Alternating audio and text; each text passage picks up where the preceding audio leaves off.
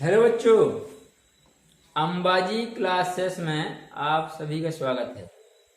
बच्चों, आज हम क्लास 10th के अध्याय 4 वर्ग समीकरण से प्रश्नावली 4.1 सॉल्व करेंगे। ठीक है, जिसमें हमें क्वेश्चन क्या दिया हुआ है कि जांच कीजिए क्या निम्न द्विघात समीकरण हैं। यहाँ बच्चों को बहुत सारे समीकरण दिए हुए हैं। इन समीकरणों में हमें यह बताना है कि क्या ये द्विघात समीकरण हैं या नहीं। ठीक है, तो बच्चों द्विघात समीकरण क्या है? ठीक है, कोई ऐसा समीकरण जिसमें दिए गए चर की अधिकतम घात 2 हो। ठीक है, घात 2 को हम वर्ग भी कहते हैं, तो द्विघात समीकरण को हम वर्ग समीकरण भी कहते हैं। ठीक है, यदि हम जब समीकरण लिख रहे हैं और समीकरण में जो भी चर हमें दिया हुआ है यदि उस चर की अधिकतम घात 2 है तो ये द्विघात समीकरण होगा। ठीक है, जैसे हमने कोई समीकरण लिया आपका 2x² - 5x + 7 = 0। ठीक है, तो ये आपका अचर पद। ठीक है, यहाँ चर है ही नहीं, यहाँ घात देखी चर की 1, यहाँ 2। ठीक है, तो चूंकि इसमें चर की अधिकतम घात 2 है तो यह आपका द्विघात समीकरण है। ठीक है, और हम जानते हैं कि द्विघात समीकरण का व्यापक रूप क्या होता है? ax² + bx + c = 0। ठीक है, जिसमें आपका a, b और c ये वास्तविक संख्याएं होती हैं। ठीक है, और इसमें यदि हम यहाँ ध्यान दें वास्तविक संख्याएं आपकी कोई भी वास्तविक संख्याएं जो आपका a है, a b c वास्तविक संख्याएं रहेंगी, लेकिन इसमें जो आपका a रहेगा अर्थात x² का जो गुणांक है ये कभी 0 नहीं होगा। 0 को छोड़कर अन्य वास्तविक संख्याएं यहाँ पर x² वाले पद में, क्योंकि यदि यहाँ पर आप 0 लेंगे तो ये पूरा पद 0 हो जाएगा, और ये पूरा पद 0 होगा तो यहाँ पे आपका ये पद यहाँ से हट जाएगा और फिर समीकरण में चर की घात 2 नहीं रह जाएगी। ठीक है, फिर ये आपका यहाँ पर रेखीय समीकरण हो जाएगा। ठीक है, तो ये आप जो लिखा था अभी आपका ax² + bx + c में ये a आपका 0 नहीं ले सकते हम। ठीक है, ये शर्त होती है इसकी। तो जितने भी समीकरणों का स्वरूप कैसा होगा? ax² + bx + c = 0 के फॉर्म में होगा। ठीक है, वे सभी समीकरण द्विघात समीकरण होंगे, अर्थात जिनमें चर की अधिकतम घात 2 होगी। ठीक है, द्विघात समीकरण होंगे। तो आइए बच्चों, इन प्रश्नों में हम समीकरण को हल करके यह चेक करते हैं कि दिए गए चर की अधिकतम घात 2 आ रही है या कुछ और आ रही है। ठीक है, तो जैसे हमें पहला प्रश्न दिया हुआ है, क्या है आपका ये x + 1² =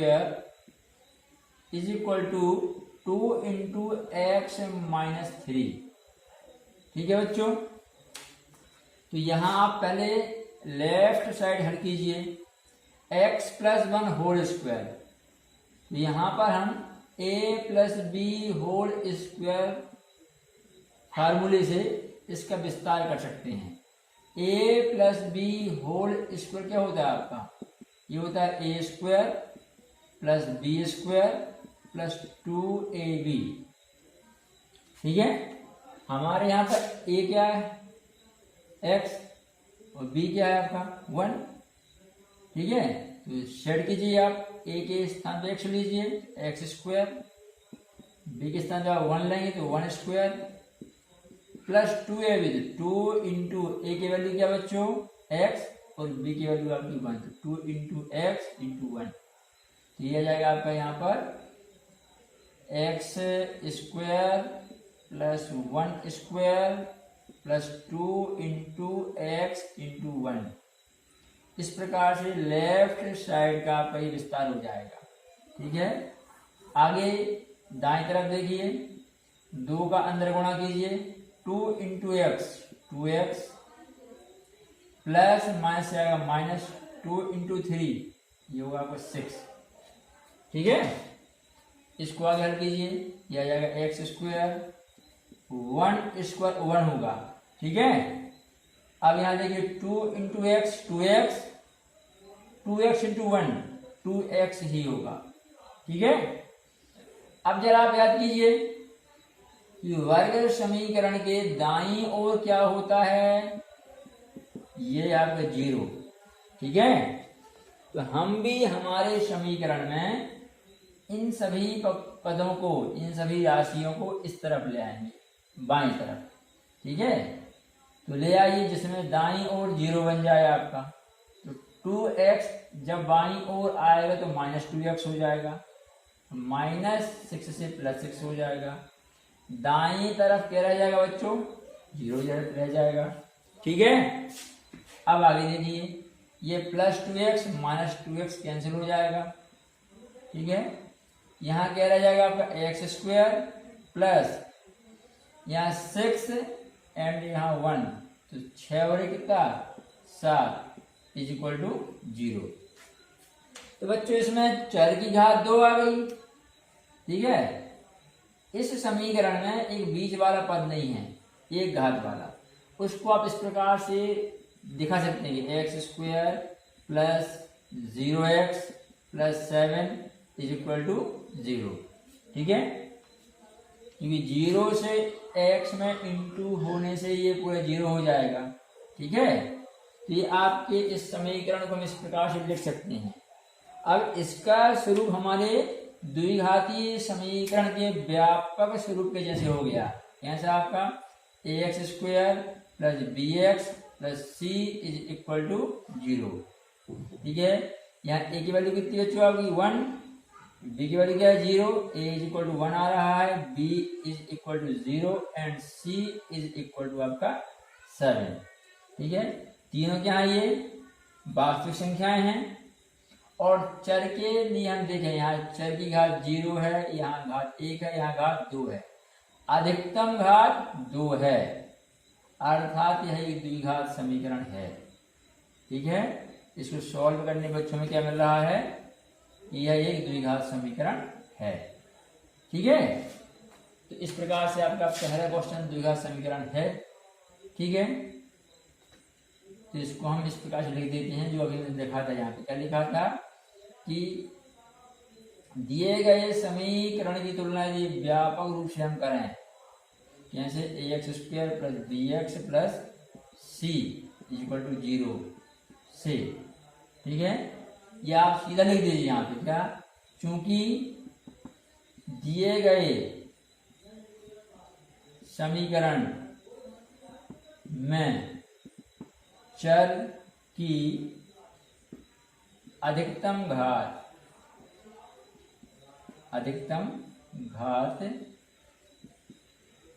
2 है, अतः यह एक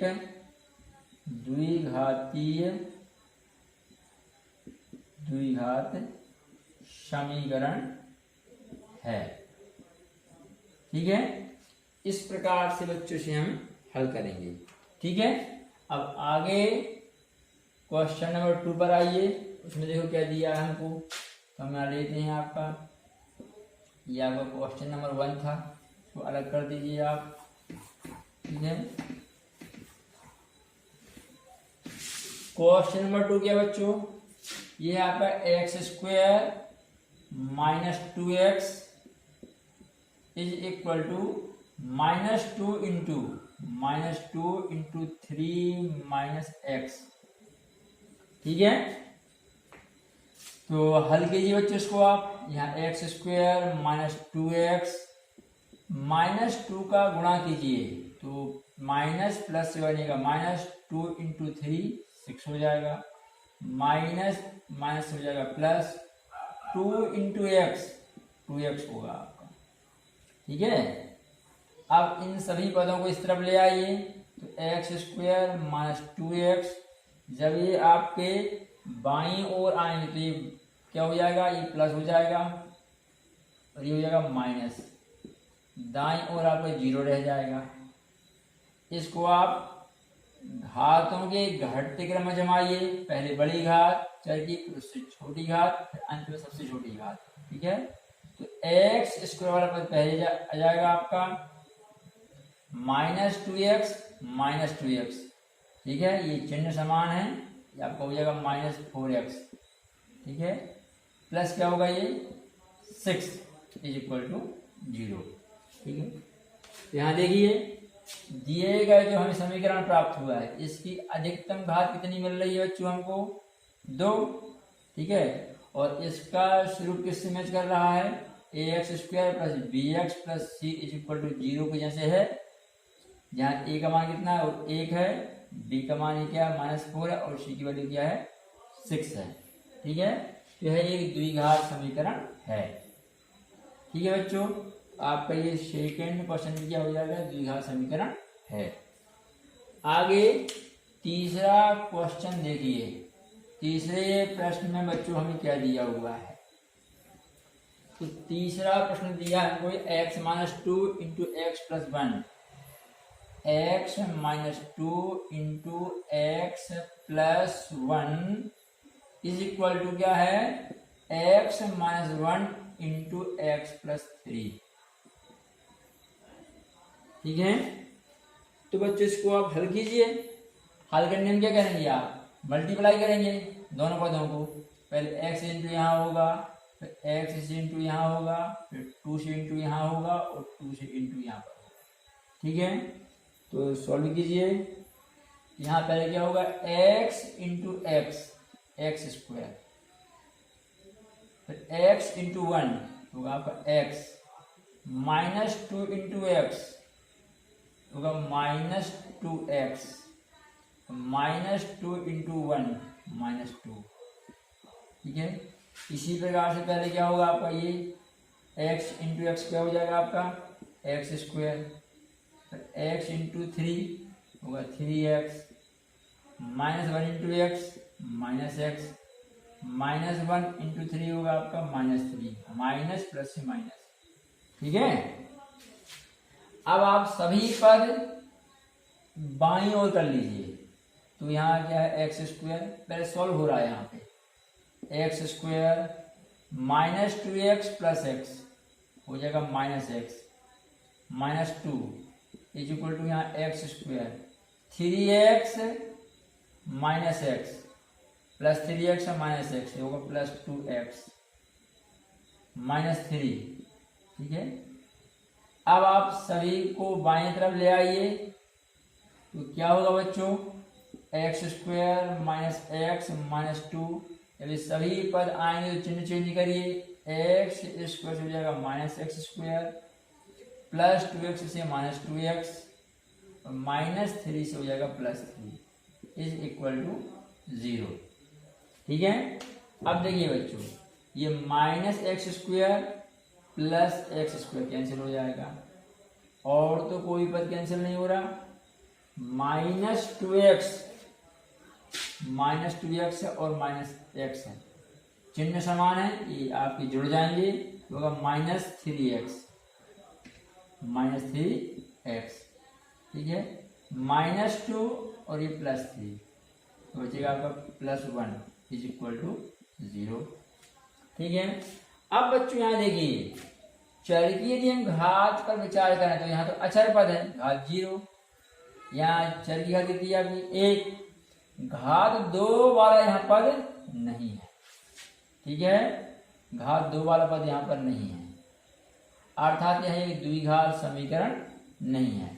यदि हम इसको लिखें तो कैसे आएगा आपका, 0x square minus 3x plus 1 is equal to 0, और जब हम तुलना करेंगे किससे, ax square plus bx plus c is equal to 0 से, यहाँ a का मान क्या मिलेगा, 0 मिलेगा, और हमने पहले ही शर्त में कहा था कि आपके a b और c वास्तविक संख्याएं हैं जिसमें a का मान कभी शून्य नहीं होना चाहिए। जब इस समीकरण को हम व्यापक रूप में लिखने का प्रयास करते हैं इसके जैसे, तो हमें यहाँ क्या मिलता है, 0 मिलती है वैल्यू a की, ठीक है। जबकि a is not equal to 0 होना चाहिए, ये शर्त थी, हम जब पहले शुरुआत किए थे, ठीक है। तो वैसे भी हम देख रहे हैं कि इसमें अधिकतम बात कितनी आ रही है, 1 आ रही है, 2 नहीं मिल रही है, अर्थात यह द्विघात समीकरण नहीं है।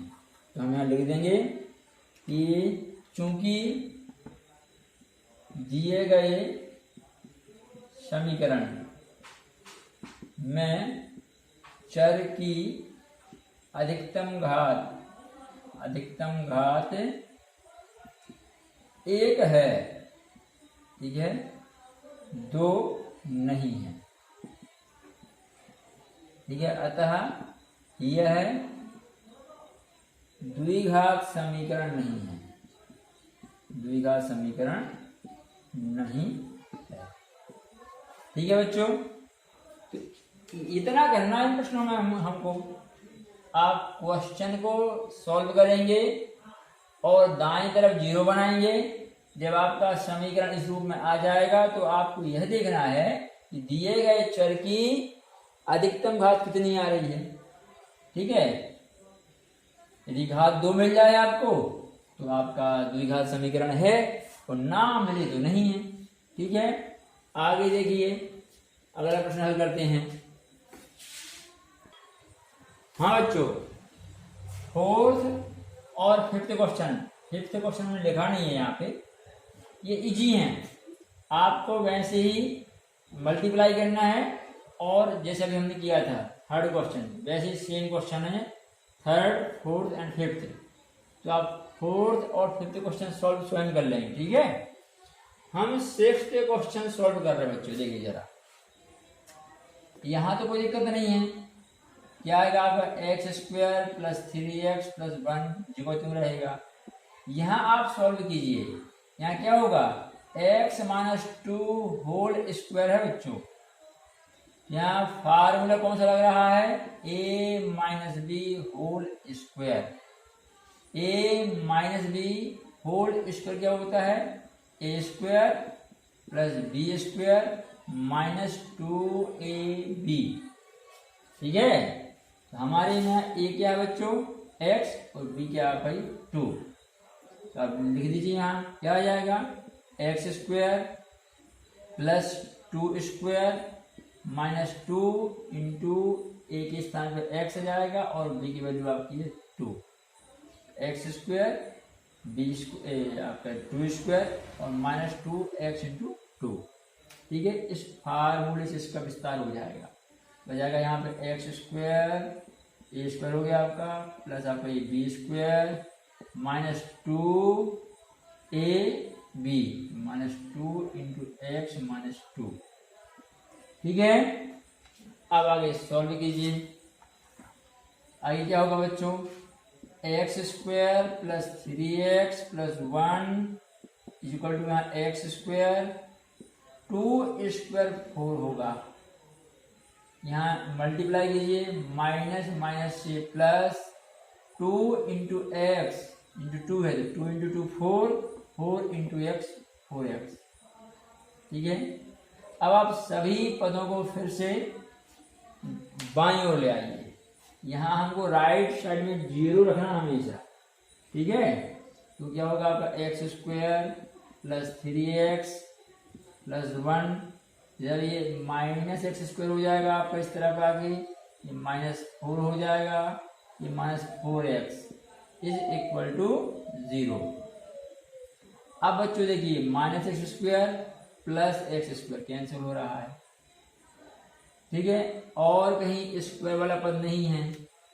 अब आप घात 1 वाला पद देखिए, x वाला, ये 3x है, यहाँ -4x है, तो -4 बड़ा है, +3 छोटा है, तो जगह -1, -4 + 3 -1, और साथ में आपका x, इसे हम केवल क्या मानेंगे, -x, ठीक है।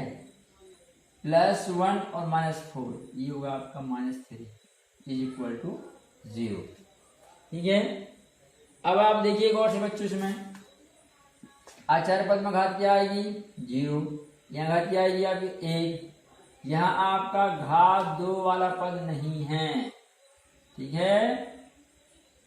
तो हम कह सकते हैं इस बहुपद की अधिकतम घात 2 नहीं है। इस बहुपद की घात क्या है बच्चों 1, अधिकतम घात 1 है, 2 नहीं है। अतः यह द्विघात समीकरण नहीं है, ठीक है। इस प्रकार से आपका ये 6th क्वेश्चन सॉल्व हो जाएगा, ठीक है। आगे देखिए। हाँ बच्चों, अब आपका ये 7th क्वेश्चन देखिए, ठीक है। यहाँ दाईं ओर तो बड़ा इजी है, कोई दिक्कत नहीं है, हम अंदर गुणा कर देंगे 2x इंटू एक्स स्क्वायर।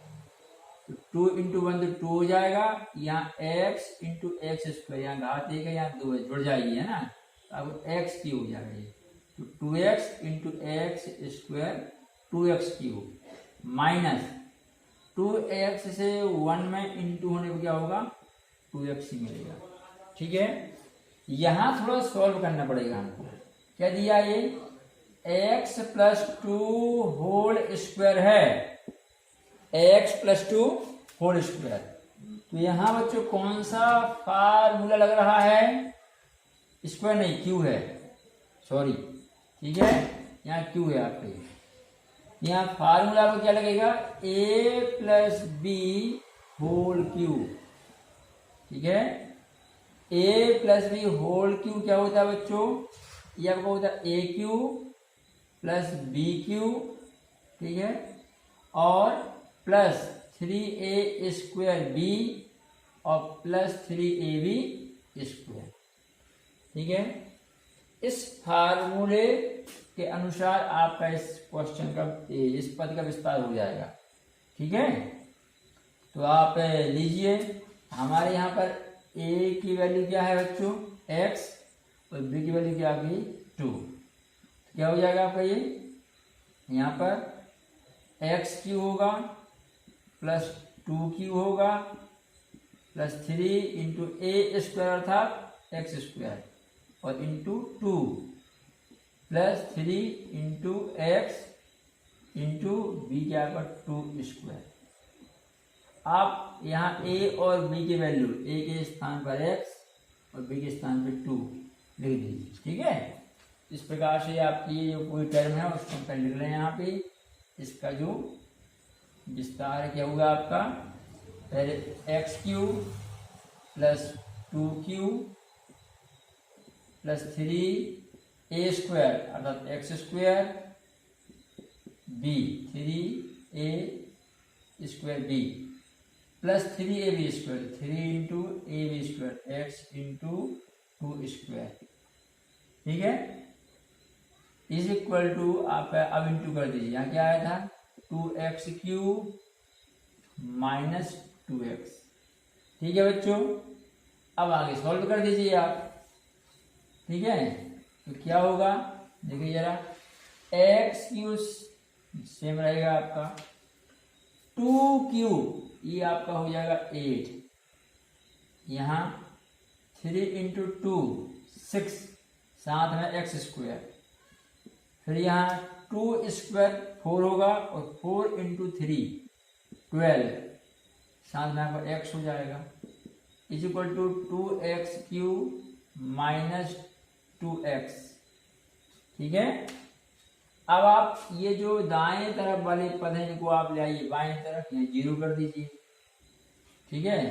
तो क्या होगा आपका x cube plus 8 plus 6x square plus 12x, ये यहाँ क्या होगा माइनस 2x की हो जाएगा और ये प्लस का 2x इज इक्वल टू 0, ठीक है।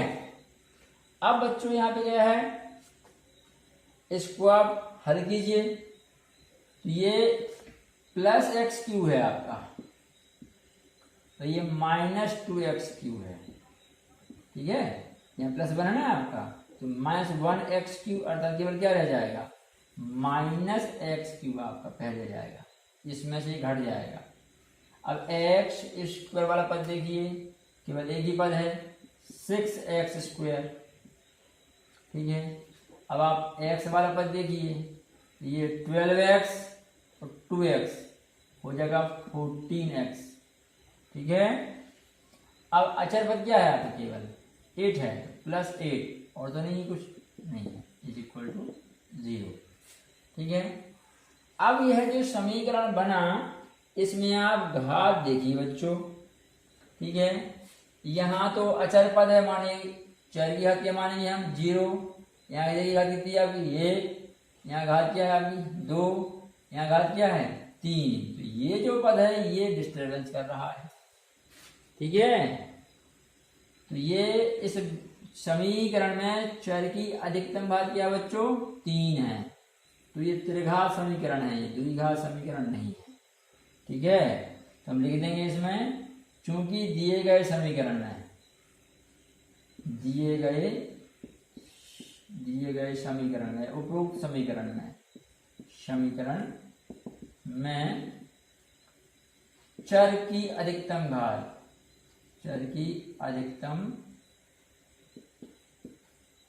घात 3 है, अतः यह एक त्रिघात समीकरण है, द्विघात समीकरण नहीं है, अतः यह द्विघात समीकरण नहीं है, ठीक है बच्चों। इस प्रकार से आपका ये 7th क्वेश्चन हो जाएगा, ठीक है। आगे 8th क्वेश्चन लेते हैं हम, देखिए। हाँ देखिए आपका 8th क्वेश्चन, तो यहां तो कुछ हल करने लायक है नहीं बच्चों, दाएं तरफ जरूर है। तो दाएं तरफ क्या है, इसको हम जो लिख लेते हैं पहले, बाएं पक्ष x³ minus 4x² minus x plus 1, ठीक है। यहां फार्मूला लग रहा है आपका, क्या होगा a minus b whole cube is equal to, ये होता है आपका a³ minus b³ minus 3a² plus 3ab², ठीक है। तो आपके यहाँ क्या है, x माइनस 2 होल क्यूब है, तो होगा x³, a की वैल्यू हो जाएगी और b की वैल्यू क्या आएगी 2, तो माइनस 2³ माइनस 3a अर्थात x² हो जाएगा, b यहाँ 2 है आपका, प्लस 3a की वैल्यू क्या है x है और b की वैल्यू आपकी यहाँ 2²। तो इस पद का विस्तार बच्चों ये हो जाएगा इस फार्मूले के अनुसार, ठीक है। ये जो सर्व समीकरण हमारी होती है, इससे इसका आंसर ये हो जाएगा, ठीक है। तो आप लिख लीजिए क्या जाएगा यहाँ पे, ये होगा आपका x³ minus 2³ minus 3ax² into 2, 3 into x² into 2 और प्लस क्या आपका यहाँ पर 3 इंटू x इंटू 2², ठीक है। आगे देखिए क्या होगा, तो ये होगा आपका x³ minus 4x² minus x plus 1, यहाँ क्या हो जाएगा x³ माइनस 2³ 2 इंटू 2 इंटू 2, ये होगा आपका 8, ठीक है। तो यहाँ होगा माइनस 8। अब यहाँ 3 दूनी 6 और साथ में x², तो माइनस 6x², ठीक है। प्लस यहाँ 2² 4 और 4 इंटू 3 क्या होगा बच्चों यहाँ पे 12 और साथ में x आएगा आपका, ठीक है। अब आप यहाँ तो और कोई सॉल्व है नहीं, सभी पदों को आप ले आइए बाईं तरफ, यहाँ से आपका x³ minus 4x² minus x plus 1, जब ये इस तरफ आएंगे तो ये क्या होगा, पहले माइनस x³ हो जाएगा, प्लस 8 हो जाएगा, प्लस 6x² हो जाएगा और माइनस 12x हो जाएगा। दाएं तरफ क्या रह जाएगा 0, ठीक है। अब देखिए बच्चों, ये आपका एक्स क्यूब और माइनस एक्स क्यूब कैंसिल हो जाएगा, ठीक है। यहाँ प्लस सिक्स एक्स स्क्वायर है या माइनस 4x स्क्वायर है, ये प्लस 6 माइनस 4 प्लस 2 बचेगा, प्लस 2 आपका एक्स स्क्वायर, ठीक है। फिर एक्स वाई टर्म में देखिए माइनस 12x है और माइनस एक्स चिन्ह समान है, ये जुड़ जाएंगे तो माइनस 13x हो जाएगा आपका, ठीक है। प्लस 1 प्लस 8 ये होगा प्लस 9 इज इक्वल टू 0, ठीक है। अब आप घात देखिए समीकरण में, अचर पद है, यहाँ 0, यहाँ घात आपकी 1, यहाँ घात आपकी 2, ठीक है। तो इस समीकरण में चर की अधिकतम घात कितनी मिल रही है बच्चों? हमको 2 मिल रही है, अर्थात यही द्विघात समीकरण है, ठीक है। तो इन प्रश्नों में हमें इस प्रकार से हल करना है, ठीक है। दिए गए आप दोनों पक्षों को सॉल्व कीजिए और व्यापक रूप में समीकरण को बदलिए, अर्थात दाएं तरफ आपको जो है 0 रख लीजिए और बाकी सभी पद आप बाएं तरफ ले आइए, और फिर आप चर की अधिकतम घात को देखिए, जहां जिन समीकरण में चर की अधिकतम घात 2 हो, 2 से कम ना हो और 2 से ज्यादा ना हो, 2 होना चाहिए, वही आपके द्विघात समीकरण है, ठीक है बच्चों। आगे जो अपना नेक्स्ट क्वेश्चन है प्रश्न 2, उसको देखते हैं जरा क्या है, देखिए। हाँ बच्चों, क्वेश्चन नंबर 2 क्या हमारे लिए, निम्न स्थितियों को द्विघात समीकरणों के रूप में निरूपित कीजिए, ठीक है। हमें कुछ क्वेश्चन से दिए हुए हैं, ठीक है, जो कि जिन्हें हमें वर्ग समीकरण में बदलना है, इनके गणितीय रूप में इनको लाना है, ठीक है। तो बच्चों पहले प्रश्न क्या दिया है इसमें, एक आयताकार भूखंड का क्षेत्रफल 528 स्क्वायर मीटर है, क्षेत्र की लंबाई चौड़ाई के 2 गुने से 1 अधिक है, हमें भूखंड की लंबाई और चौड़ाई ज्ञात करनी है, ठीक है। तो बच्चों आयताकार भूखंड, जैसे हमारा बोर्ड है, यह भी अपने आप में एक आयताकार रेक्टेंगुलर एरिया है, ठीक है, आयताकार भूखंड आपका ये इस प्रकार से। इसका हमको ये क्षेत्रफल दिया है 528 स्क्वायर मीटर, हमें लंबाई और चौड़ाई में संबंध क्या दिया है कि लंबाई चौड़ाई के 2 गुने से 1 अधिक है। तो बच्चों यहाँ इस तरह के समीकरणों में हम यह ध्यान देना रहता है कि हम चर किसको माने, चर तो दोनों है, लंबाई भी चौड़ाई भी, लेकिन हम किसे x माने, ठीक है, किसको आगे लेके चले। तो जरा ध्यान दीजिए, हमें यह ध्यान देना रहता है कि हम किसे x मानेंगे, लंबाई को या चौड़ाई को। तो इसमें नियम यह है कि आप सवाल को ध्यान से पढ़ें और यह देखें कि हमें किसके बारे में कोई जानकारी नहीं है सब क्वेश्चन में, ठीक है। जैसे लंबाई के बारे में क्या कहा है, चौड़ाई के 2 गुने से 1 अधिक, ये जानकारी किसके बारे में है, लंबाई के बारे में है। जिसके बारे में लंबाई दी हो, ठीक है, जिस पद के विषय में हमें जानकारी दी हो उसे हम एक्स नहीं मानते।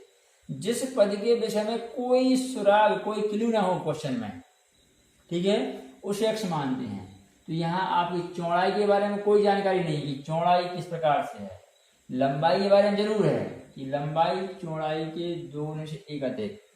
जैसे आपका ये आयताकार भूखंड है, हम यदि इसकी चौड़ाई क्या मानते हैं, x, तो लंबाई क्या हो जाएगी, इसके 2 गुने से, ये आपकी चौड़ाई इसका 2 गुना, 2 से गुना, इससे 1 अधिक, अधिक माने +1, अधिक माने जोड़ना पड़ेगा।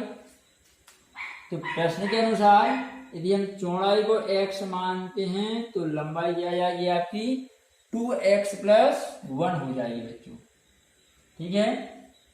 तो इस प्रकार से हम लिख के चलते हैं। यहां से माना हमने कि आयताकार भूखंड, माना आयताकार भूखंड की चौड़ाई, आयताकार भूखंड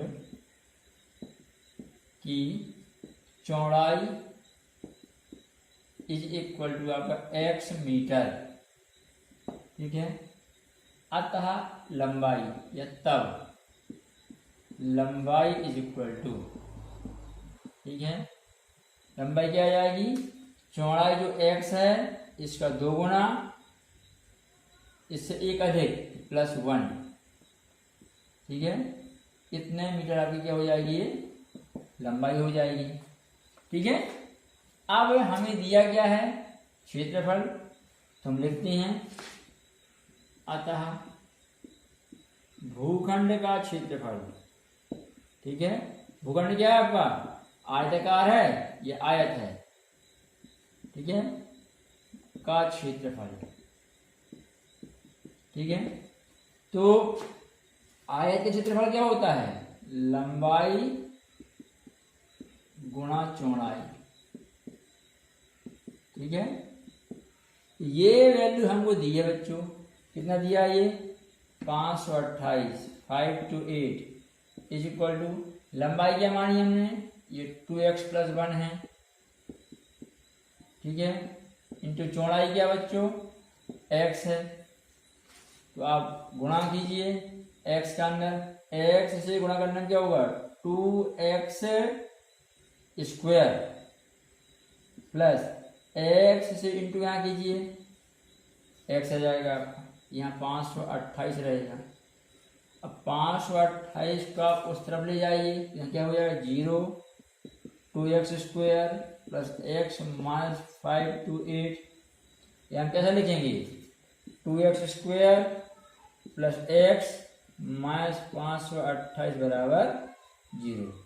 यह आपके समीकरण का गणितीय स्वरूप हो जाएगा, ठीक है। इस प्रकार से बच्चों ये क्वेश्चन सॉल्व हो जाएगा। आगे देखिए, हाँ बच्चों, तो आपका क्वेश्चन नंबर 2 क्या है, 2 क्रमागत धनात्मक पूर्णांकों का गुणनफल 306 है, हमें पूर्णांक ज्ञात करना है, ठीक है। तो बच्चों पूर्णांक, ठीक है, पूर्णांक संख्या क्या होती हैं, समस्त ऋण वाली, समस्त धन वाली और 0, जैसे आपका -5, -4, -3, -2, -1, 0, 1 2 3 4 5 6, ठीक है। इस प्रकार से ये सभी पूर्णांक है आपके, ठीक है। अब यहाँ क्या कहा है इनने, धनात्मक पूर्णांक। जब ये धनात्मक पूर्णांक कहेंगे तो बच्चों आपका ये यहाँ से हट जाएगा, ठीक है, केवल धनात्मक पूर्णांक रह जाएंगे। अब यहाँ एक और वर्ड का यूज किया है, क्रमागत, क्रम से आने वाले। एक के बाद क्या आएगा 2, एक का क्रमागत 2 है, 2 का क्रमागत क्या है 3, 3 का क्रमागत क्या है 4। तो इन क्रमागत पदों में कितने का अंतर है, ध्यान दीजिए। 1 से यदि हम 2 पे जाएं क्या करना पड़ेगा +1, 1 और 1 2, 2 से 3 पे जाके क्या करना पड़ेगा +1, ठीक है। 3 से 4 पे जाके क्या होगा +1। अर्थात यदि हम किसी पद पर हैं, कोई भी पद पर हैं, उसके बाद वाला पद हमें चाहिए, क्या करना पड़ेगा, उसमें हमें +1 करना पड़ेगा, ठीक है। तो 1 का क्रमागत, 1 का क्रमागत क्या होगा बच्चों 1 + 1 2 क्या लाएगा, 2 का क्रमागत, 2 का क्रमागत 2 + 1 क्या होगा आपका 3, 3 का क्रमागत क्या होगा 3 + 1 4। ऐसे यदि हम पहला नंबर x लें तो फिर x का क्रमागत क्या होगा, पहला नंबर आपका x, पहली संख्या x माने, x का क्रमागत क्या होगा आपका x + 1, ठीक है। और वैसे भी हम देख रहे हैं कि इनमें सभी में 1 1 का अंतर है, तो यदि हम एक पूर्णांक x मानेंगे तो इसका क्रमागत पूर्णांक होगा x + 1, ठीक है। तो हम लेके चलते हैं यहाँ कि माना हमने क्रमागत धनात्मक पूर्णांक, माना क्रमागत धनात्मक पूर्णांक क्रमागत ध्यान और पूर्णांक क्या माने बच्चों, x एवं x प्लस 1 हैं। ठीक है, अब क्या कहा है प्रश्न में, इनका गुणनफल। तो प्रश्न अनुसार, ठीक है, गुणनफल कीजिए इनका। x पहला पूर्णांक, x प्लस 1 आपका दूसरा पूर्णांक, ठीक है। गुणनफल कितना दिया बच्चों, 306, ठीक है, 306 आपका। गुणा कीजिए, x इंटू एक्स क्या होगा आपका, x square, x into 1 x हो जाएगा, और इज इक्वल टू क्या, 306 आपका। अब वर्गीय समीकरण पर हम पढ़ रहे हैं, उसमें दाहिनी तरफ क्या होता है, 0। एक्स स्क्वायर प्लस एक्स, ये इस तरफ ले आइए आप, माइनस 306 इज इक्वल टू 0। ठीक है, तो यह आपका क्या हो जाएगा, अभीष्ट द्विघात समीकरण जो हमसे पूछा था। ठीक है, इस प्रकार से आपके क्वेश्चन नंबर 2 का गणितीय स्वरूप हो जाएगा। ठीक है बच्चों, आगे देखिए। हाँ बच्चों, थर्ड क्वेश्चन क्या है आपका, रोहन की माँ उससे 26 साल बड़ी है, उनकी आयु का गुणनफल अब से 3 वर्ष पश्चात 360 हो जाएगा। ठीक है, ये हमारा क्वेश्चन है। तो बच्चों देखिए जरा, रोहन की माँ उससे 26 साल बड़ी है, तो माना हमने, अब यही बात आती है हम किसको एक्स माने, रोहन की आयु को या उसकी माँ की आयु को। तो यहाँ कहा रोहन की माँ उससे 26 साल बड़ी है। ये जो जानकारी है किसके बारे में बच्चों, ये हमें दिया है माँ के बारे में जानकारी है कि माँ की जो आयु है वह रोहन की आयु से कितनी ज्यादा है, 26 वर्ष ज्यादा है। ठीक है, तो जिसके बारे में हमें संकेत दिया हो उसको हम एक्स नहीं मानेंगे, हम किसको मानेंगे, एक्स, रोहन को, है ना। माना रोहन की आयु, रोहन की आयु इज इक्वल टू आपका, ये वर्तमान में मानेंगे, माना वर्तमान में, माना वर्तमान में,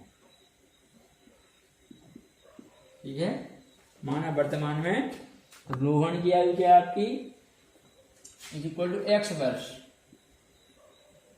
ठीक है, और उसकी माँ की आयु क्या हो जाएगी, उसे 26 ज्यादा है, 26 साल बड़ी है, तब उसकी माँ की आयु, उसकी माँ की आयु, ठीक है, रोहन कितना है, एक्स है, 26 साल बड़ा, माने ज्यादा करना है, 26 प्लस करते हैं अपन, ये हो जाएगी माँ की आयु। ठीक है, अब इनमें आज कोई संबंध है क्या, आज कोई संबंध नहीं है। उनकी आयु का गुणनफल अब से 3 वर्ष पश्चात, अब से माने वर्तमान से, तो हमको 3 वर्ष पश्चात पहुंचना पड़ेगा।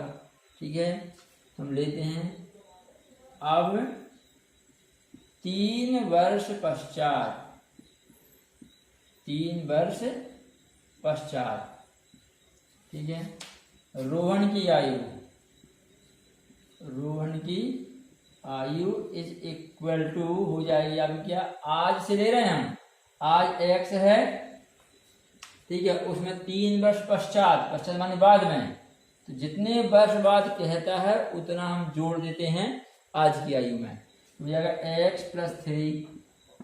ठीक है, एवं माँ की आयु, एवं माँ की आयु, तो माँ की आयु कितनी है आज, आज है एक्स प्लस 26, इसमें हम 3 जोड़ दें, ये 3 वर्ष पश्चात हो जाएंगे, हो जाएगा एक्स प्लस ये 29। ठीक है, अब प्रश्न में क्या कहा बच्चों, ये दोनों का गुणनफल ठीक है, तो आप गुणनफल लीजिए। प्रश्न अनुसार क्या दिया बच्चों, x+3 इंटू आपका x+29, ये आपकी रोहन की आयु और आपकी ये माँ की आयु, इनका ये हो जाएगा गुणनफल। ठीक है, ये हमें दिया है कितना आपका 360। तो इसको आप सॉल्व कीजिए। x इंटू एक्स क्या हो जाएगा, x², x into 29 29x, 3 into x क्या होगा 3x, 29 इंटू 3, ठीक है, ये होगा आपका 87 इक्वल टू 360। ठीक है, तो आप दाएं तरफ 0 कर दीजिए और यहाँ सॉल्व कीजिए। तो x² 29x + 3x होगा 32x, 87 - 360 इक्वल टू 0। दाएं तरफ 0 हो जाएगा आपका। ठीक है, अब यहाँ बच्चों x² + 32x यहाँ सॉल्व कीजिए। आपका यहाँ जाएगा आपका माइनस में आएगा, बड़ा ये है ना, तो यहाँ क्या हो जाएगा आपका 360 माइनस क्या करना बच्चों 87। ठीक है, यहाँ पर 3 हो जाएगा, 15 में से 8 गए आपके 7, यहाँ 2, 273 इक्वल टू 0।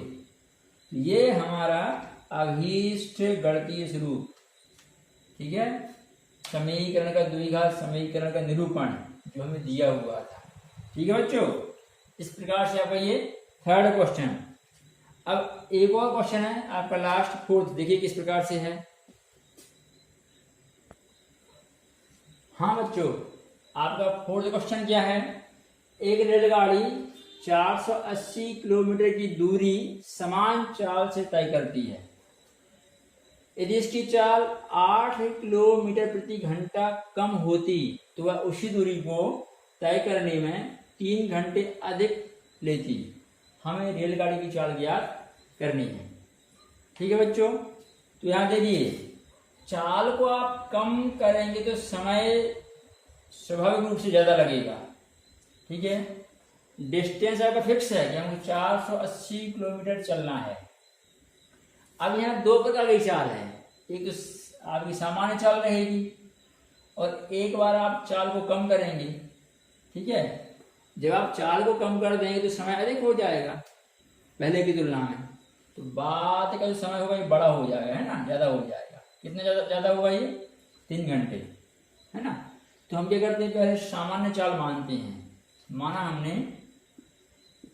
माना रेलगाड़ी की सामान्य चाल, रेलगाड़ी की सामान्य चाल आपकी x किलोमीटर प्रति घंटा है। ठीक है, अतः 480 किलोमीटर की दूरी तय करने में लगा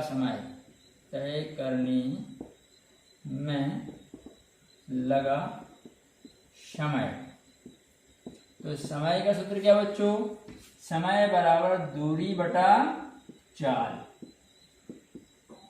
ठीक है, तो दूरी कितनी बच्चों 480 किलोमीटर और चाल क्या मानी आपने x, तो 480 बटा x घंटे। ठीक है, ये आपका सामान्य चाल से हम चले तो समय निकल आया। ठीक है, अब बच्चों क्या करते हैं, चाल को कम करते हैं, तो लिख देते हैं यहाँ, अब सामान्य चाल में 8 किलोमीटर प्रति घंटा की कमी करने पर नई चाल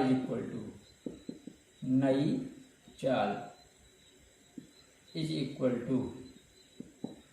ठीक है, अभी चाल क्या दी आपकी एक्स, उसमें आप कमी कर रहे हैं, कमी माने घटाएंगे, तो -8 एक्स -8 किलोमीटर प्रति घंटा, ये आपकी नहीं चला जाएगी। ठीक है, अतः 480 किलोमीटर की दूरी तय करने में लगा समय, तय करने में लगा समय, इज इक्वल टू, ठीक है, ये हो जाएगा आपका वही दूरी बटे 4। ठीक है, तो दूरी तो बच्चों ज्यों भी त्यों है 480। ठीक है, चाल कितनी है आपकी यहाँ पर x -8, इसे आप नया समय कह सकते हैं। ठीक है, मैं लगा नवीन समय कह सकते हैं, नवीन समय। ठीक है, इतने घंटे आपका समय हो जाएगा। अब देखिए आपने यहाँ चाल कम की है, तो पक्की बात है कि ये समय क्या होगा, ज्यादा होगा। ये कितना ज्यादा है, क्वेश्चन में कहा 3 घंटे, तो जो समय ज्यादा है यदि इसमें से इस समय को घटाया जाए तो हमें क्या मिलेगा, 3 घंटे मिलेगा। हम लिखेंगे प्रश्नानुसार। ठीक है, नया जो समय है हमारा और मूल समय जो है, जो स्टार्टिंग में हमें लग रहा था मूल समय, ठीक है, इनका डिफरेंस ये बड़ा है,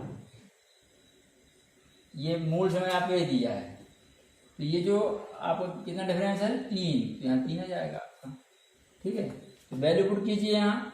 नया समय क्या बच्चों, 480 डिवाइड बाई x -8 माइनस मूल समय क्या है आपका 480/x, 480/x is equal to क्या आपका 3।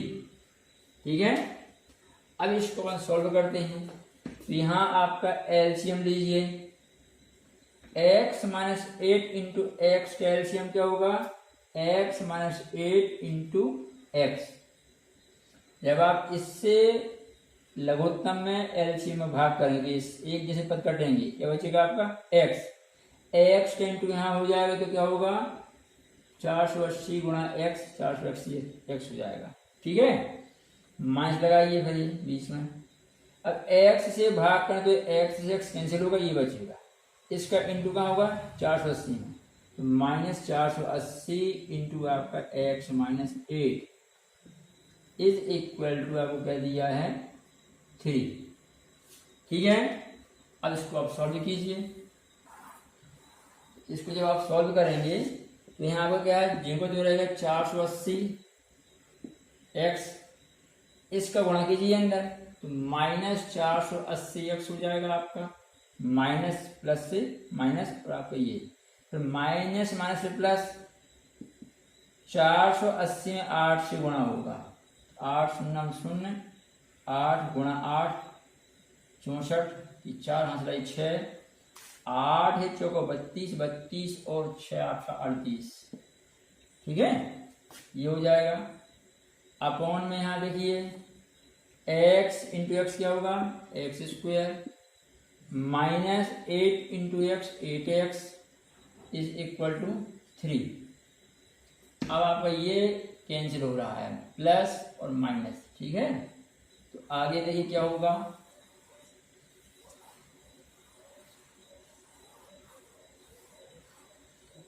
आगे बच्चों आप अपॉन में 1 लीजिए, यहाँ क्रॉस मल्टीप्लाई कीजिए, तो 3 से इंटू करने में क्या होगा 3x² -3 इंटू 8, ये 24 हो जाएगा आपका x। ठीक है, और ये 3840 गुणा 1 इक्वल टू आपका 3840। इसको आप यहाँ ले आइए, तो 3x² -24x, ये माइनस का क्या होगा आपका 3840 इज इक्वल टू 0। ठीक है, अब आप देखिए यहाँ 3 से भाग जा रहा है, यहाँ 3 से भाग जा रहा है, यदि यहाँ भी 3 से भाग जाए तो आपको ये समीकरण और छोटा हो जाएगा। ठीक है, तो आप चेक कर लीजिए, यहाँ 3 से भाग जाएगा, देख लीजिए यहाँ 3 से भाग करने पर, 3 से भाग करने पर ये हो जाएगा आपका एक्स स्क्वायर, यहाँ 3×8 = 24 हो जाएगा आपका, और यहाँ 3 एकम 3, 3 दूनी 6, ठीक है। बचेंगे 2, 3 8 24, 3 0 0 = 0, ठीक है। इस प्रकार से बच्चों ये हमारा अभीष्ट गणितीय रूप समीकरण का गणितीय निरूपण, ठीक है। इस प्रकार से बच्चों आपकी ये प्रश्नावली 4.1 के क्वेश्चन को हमने सॉल्व किया, ठीक है। अब हम आगे 4.2 एक्सरसाइज नेक्स्ट वीडियो में सॉल्व करने वाले हैं, ठीक है बच्चों। तो मिलते हैं फिर अगली वीडियो में, तब तक के लिए बच्चों जय हिंद जय भारत।